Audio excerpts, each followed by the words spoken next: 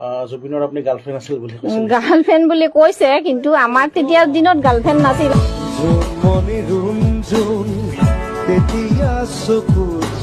জোনমণি গগৈ, আপুনি এতিয়া ক'ত থাকে?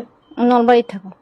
তামোলত পঢ়িছিলো। ক্লাছত অকল দুজনী ছোৱালী আছিলে, এজন নাম জোনমণি, এজনৰ ৰুণজোন। মই দুইজনকে লাইন মাৰিছিলো। তেতিয়া কেনেকুৱা কথা বতৰা আছিল জুবিন গাৰ্গৰ? তেতিয়া তেওঁতো গহীন গম্ভীৰে আছিল। তামোলপুৰ, মই যিখন স্কুলত পঢ়িছিলো তামোলপুৰ হায়াৰ ছেকেণ্ডাৰী, চ' ক্লাছত অকল দুজনী ছোৱালী আছিলে, এজন নাম জোনমণি, এজনৰ ৰুণজোন। মই দুইজনকে লাইন মাৰিছিলো, সেইকাৰণে লিখিছিলো জোনমণি ৰুণজোন তেতিয়া চকু জোন নিভা যাবে গন থোপা থোপে খৰা খুন। That's a crazy love, actually. তাৰিখ কৰেছে মনে জানো।